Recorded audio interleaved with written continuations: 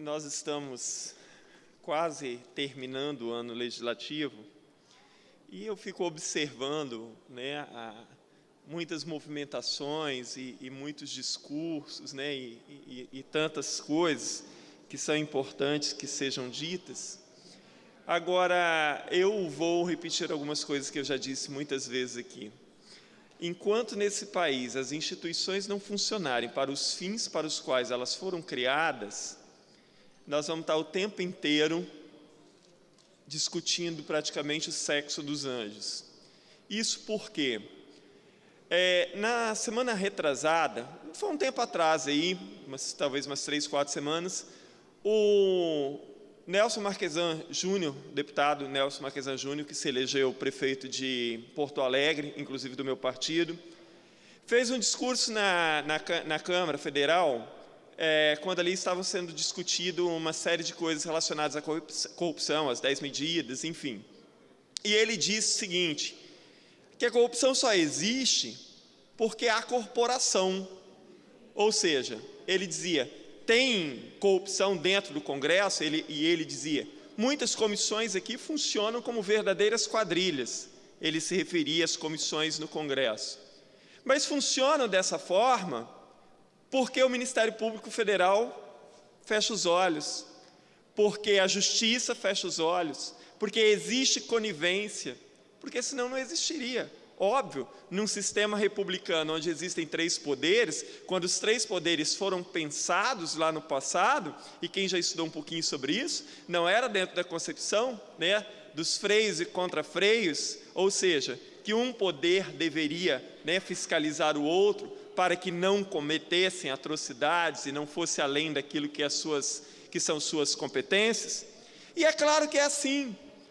Deveria ser pedagógico o que aconteceu no Rio de Janeiro.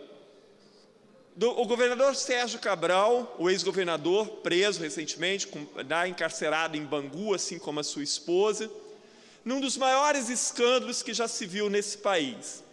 Agora, fruto de uma investigação feita pelo Ministério Público Federal e pela Polícia Federal. Ora, o Tribunal de Contas do Estado do Rio de Janeiro, o Ministério Público do Estado do Rio de Janeiro, o Tribunal de Justiça do Rio de Janeiro, a Polícia Civil do Rio de Janeiro, nunca perceberam nada disso? Nunca receberam denúncias sobre nada disso?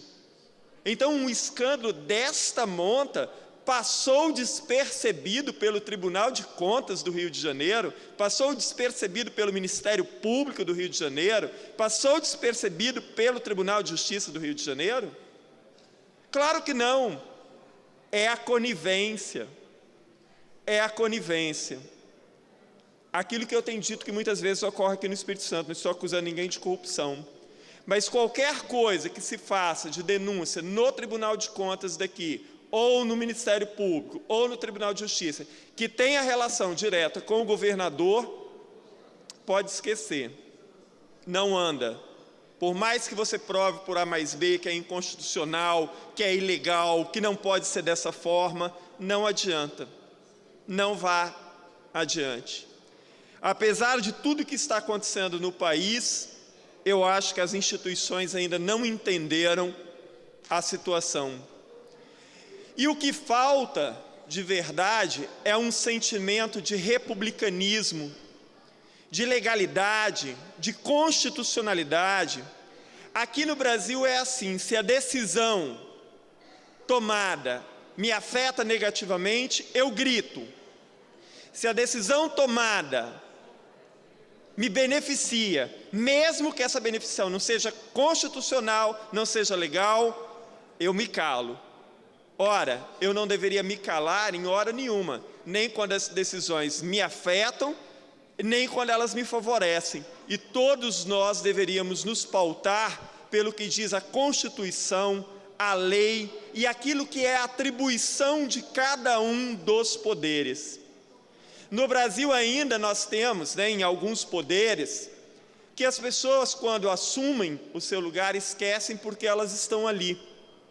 E simplesmente agem em benefício próprio. E isso inclui judiciário, isso inclui legislativo, isso inclui executivo, isso inclui Ministério Público, isso inclui os tribunais de conta.